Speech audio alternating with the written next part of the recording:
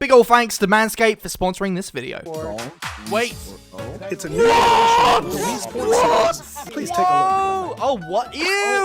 Ew! Yeah, that's me. You're probably wondering how I got into this situation. Well, to explain that, we're gonna have to go all the way back to the grand old year of 2017. So it's March 2017, the Nintendo Switch just launched, I looked like this, and prior to the fantastic year ahead, we started the Switch launch with just 2 first-party titles from Nintendo. A more traditional video game experience catered to hardcore gamers who want a game, and a less traditional video game experience catered to casual players, aka everyone else. From the surface, a casual, gimmicky game might not seem as important as a hardcore traditional game, but I think using words like casual and gimmick, although useful descriptions, give these games very negative connotations and a huge disservice for how much good they do for gaming as a whole. Like, these games are cocky. They discard the comfort zone of dual analog controls for shaking your hand about. But these unique control methods can give a lot more justification for purchasing a console. Console exclusives that play traditionally feel a bit artificial for why you need this new hardware. Because theoretically, you could play those games on any modern console if the company wanted you to. However, when the game is made to work in tandem with completely unique technology, that argument simply can't exist. I'm sorry, PS4 fans,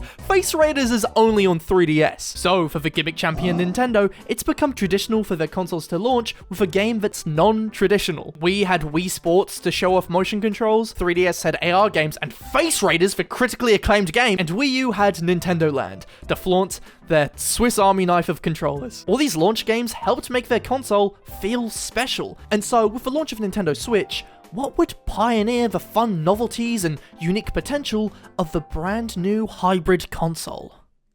It's Snipperclips, a wonderfully charming puzzle game making great use of a Joy-Con controller.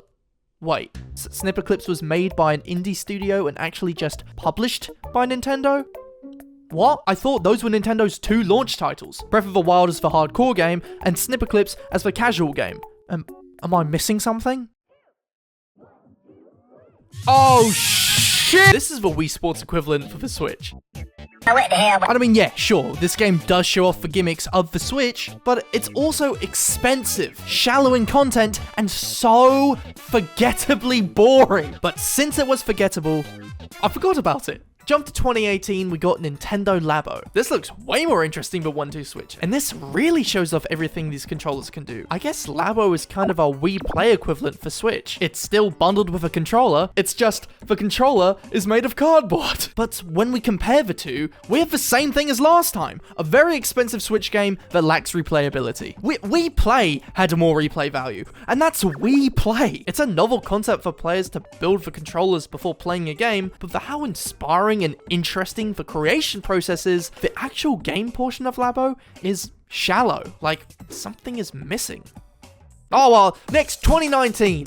This year saw the release of Ring Fit Adventure, and you don't need to be an expert to figure out that this game is obviously a successor to Wii Music. Beat. No, that is a demon. This is not exercise, this is exorcism. Ring Fit, Wii Fit. Same person. This game keeps up the trend of giving a Wii game an equivalent experience on Switch. But keep comparing, and you notice things feel a bit weird. Side by side to Wii, none of the Switch games share any cohesion like the Wii series did. It's as if each new casual game is kept isolated in its own demographical bubble. Yeah, I don't like this game, it gave me carpal tunnel syndrome. But whoa, it's for next year, it's 2020, and the game Clubhouse Games 51 Worldwide Classics has released! So I guess Clubhouse Games is the Switch's equivalent to real-life board games and Wii bowling, I guess? And also, the Switch's equivalent to the actual Clubhouse Games on DS, I think. Now, I actually had a good bit of fun with this game, but yet again, it feels off. Of course, the games are fun if you find their counterpart fun, but outside of that, there's no character or charm to add to the experience. It's Wii bowling, but in an empty void. So casual games on Switch isn't exactly what I'd call great, which is really surprising for Nintendo. Wii, 3DS, Wii U, obviously it wasn't 100% 10 out of 10 for every single casual game on there, but it was a lot more consistent in quality and presentation than anything on Switch. And the more I think about and ponder that idea, I kind of really miss those games. What we have on Switch just isn't on par to those. But 2021 changed everything.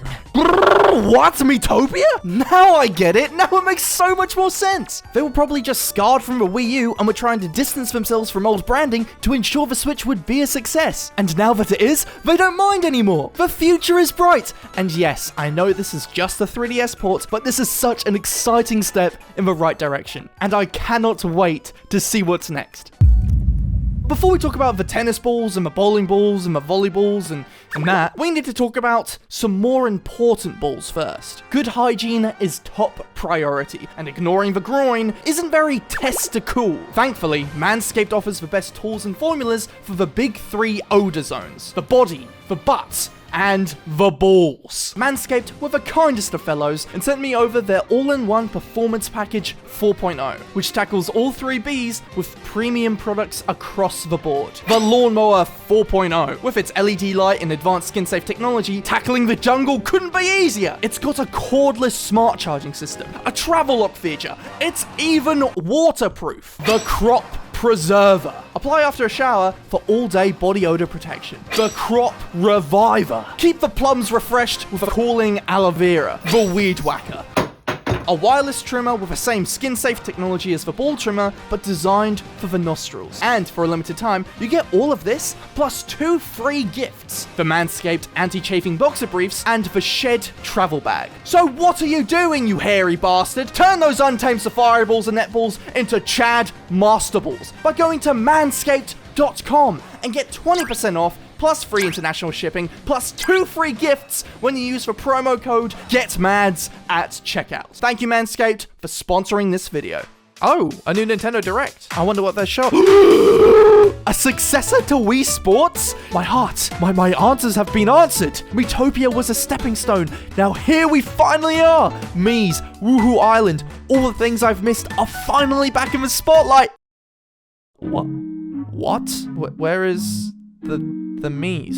You had something great. Why change? Why change? What's so special about these sports mates that justifies putting the fucking Miis to the background? And they're not even in the background. They look samey, like they can't represent all walks of life. I can't make my friends, celebrities, Burger Face. I can't make any of those guys as sports mates. And there's no chance I can play as the crazy creations seen in Miitopia. Even the gameplay feels off. We have 3 sports that all play and control the exact same. That's a first for a Wii Sports title. At least table tennis and tennis were put in separate games. What the bloody hell's badminton doing with tennis? It's the same bloody game! Oh, but don't worry, you can still play as your Mii. But you're not making Miis the main focus. Doesn't cutting Miis out of the picture from the successor to Wii Sports go against why people loved that franchise in the first place? Seeing friends, families, and celebrities you created appear on the sidelines cheering you on? Why would you remove that from a sequel? So much of a charm is removed in exchange for the most inoffensive corporate designs possible. I want to be on Woohoo Island, not Google headquarters. Oh, but don't worry, you can play as a squirrel. Is this supposed to make me not want to kill myself? How was that? How was that? How was Matt when you told him to jog on, Takahashi? Okay, I'm sorry if I freaked out a little bit. That announcement was a roller coaster of emotions for me. And now I'm even more confused. What's the pattern now? Miitopia was showing promise Nintendo were going to start using their casual IPs again. We could finally see sequels to Wii Sports Resort or Tomodachi Life and see these experiences be built upon. And I guess we got that with Switch Sports. But on the other hand, this feels like a downgrade. Sure, it's higher in fidelity and has a high amount of polish, but the major changes feel manufactured, removing the charm of the franchise in the process. You can't even throw the bowling ball back anymore. Is this just using the title for namesake? Casual Switch games being designed in isolation from one another is not a good thing. It's the job of a casual video game to be for everyone, not only through gameplay, but also its presentation. So then, why are these games trying to target a niche? Labo targets Roblox players, Ring Fit Adventure targets the fitness game genre way more than Wii Fit did, and I don't know who this game is for. These games aren't being made for everyone like their 2000s predecessors were. Each of these games are trying to target a niche, and usually for a video game, that would be expected, but these are games for everyone. The majority of design decisions for these games aren't efforts to create new IP with thought and care put into them like Splatoon, but instead are thrown together for appeal. But now, when they finally do return to an existing franchise, they miss the point. Nintendo Switch Sports is still designed in isolation. Instead of building from what came before, its primary reason for using the Wii Sports name is to entice fans with nostalgia and brand awareness. And what's the culprit to this? Sportsmates. Sportsmates have been designed to be inoffensive, cute, and as appealing as possible. With Sportsmates being so limited, players can't design an ugly character, and this design philosophy, along with them physically replacing what made Wii Sports games so charming in the first place, reeks with corporate decisions taking priority above creative ones. And that doesn't sound like Nintendo. That sounds like something Illumination would do with bloody Minions.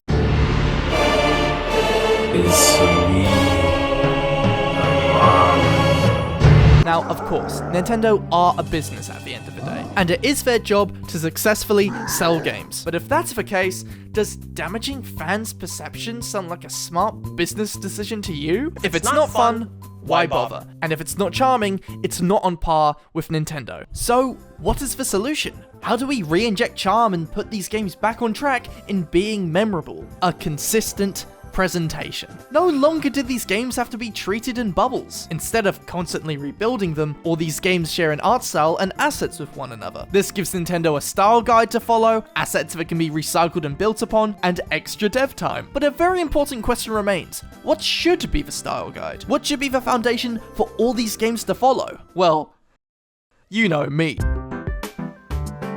Miis are by far the easiest and most effective vessel to carry the casual game moniker. And they're already built into the Switch. Nintendo could even bring back old, forgotten series and spring new life into them using Miis. Wave Race, 1080 Snowboarding, Nintendogs, they've done it before on 3DS with Pilot Wings Resort. Adding Miis to future casual games on Switch would instantly add recognition, charm, give it home to underutilized IPs, and even free up dev time to flesh out the games more. Maybe then they'll have time to code in throwing the bowling ball back. Oh, but Miis don't sell well. So then why did Miitopia sell better than Xenoblade Chronicles, Octopath Traveler, Captain Toad, Pokemon Mystery Dungeon, and WarioWare? Oh, but Miis are old. Okay, so then what about this guy?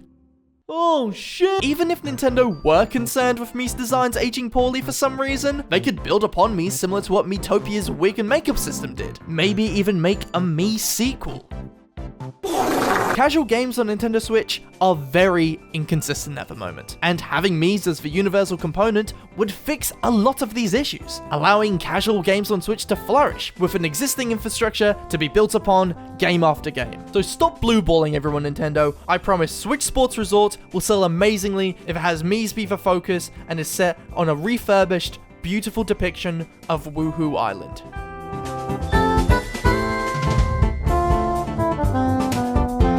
Or not, you know, that could just not happen, and instead we get a new location full of sports mates called, I don't know, Spocko Archipelago. Please don't do that.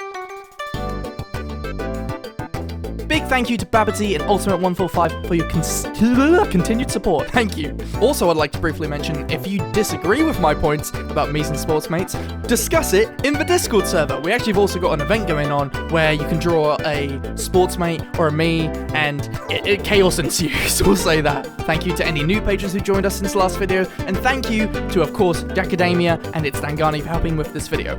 And thank you to Miles for composing this phenomenal song for the channel. Please check them all out in the description.